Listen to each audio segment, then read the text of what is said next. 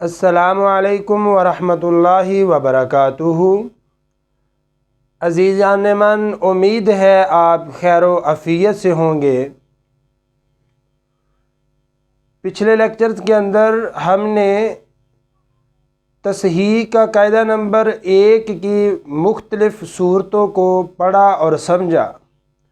آج ہم تصحیح کا قاعدہ نمبر 2 اس کی مختلف صورتوں کے حوالے سے لیکچر کا آغاز کرنے جا رہے ہیں۔ تو تصحیح کا قاعدہ نمبر 2 ہے، یاد دہانی کے لیے، آپ کی آسانی کے لیے قاعدہ نمبر 1 دوبارہ رپیٹ کر دیتا ہوں۔ قاعدہ نمبر 1 یہ تھا کہ اگر کسی ایک فریق پر کسر واقع ہو تو اس کی مختلف صورتیں ہیں۔ قاعدہ نمبر 2 یہ ہے کہ ایک سے زائد فریق پر کسر واقع ہو اور اس میں 4 نسبتوں میں سے کوئی نہ کوئی نسبت اربعہ میں سے ایک نہ ایک نسبت ضرور پائی جائے گی۔ تو اس کے لیے طریقہ کار کیا ہوگا؟ مختلف طریقہ کار ہیں جو عام کتابوں کے اندر طریقہ لکھا ہوا ہے علم میراث کی، ہم ان کی ہی اتباع کرتے ہوئے مسائل کو سمجھنے کی کوشش کرتے ہیں۔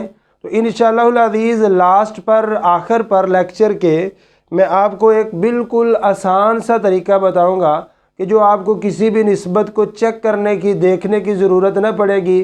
نسبت خواہ تماثل کی ہو، تداخل کی ہو، توافق کی ہو یا تباین کی، اس سے کچھ بھی آپ کو فرق نہیں پڑے گا۔ جو ان سے مرضی نسبت ہو، آپ بس وہ فارمولہ لگا دیں تو آپ کا مسئلہ حل ہو جائے گا۔ تو ایک سے زائد فریق پر کسر واقع ہوئی، قاعدہ نمبر 2 تصحیح قاعدہ نمبر 2، ایک سے زائد فریق پر کسر واقع ہو، ایک سے زائد فریق پر کسر واقع ہو۔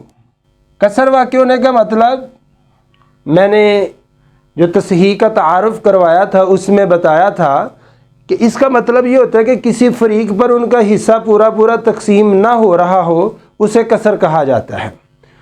تو اگر پورا حصہ تقسیم نہیں ہو رہا اور ایک سے زائد فریق ہے جن پر پورا حصہ تقسیم نہیں ہو رہا، تو پھر ہم دیکھیں گے کہ نسبت کون سی ہے۔ سب سے پہلے ہم نسبت لیتے ہیں تماثل۔ تماثل کا مطلب ہوتا ہے کہ ایک عدد، 2 عدد ہوں، ایک عدد دوسرے عدد کے برابر ہو، مثلا 3 اور 3، ایک عدد یہ ہے، ایک عدد یہ ہے، ایک عدد دوسرے عدد کے بالکل برابر ہے، یہ تماثل ہے۔ مثال ہے، ایک شخص فوت ہوا، اس کے ورثاء میں 3 بیویاں،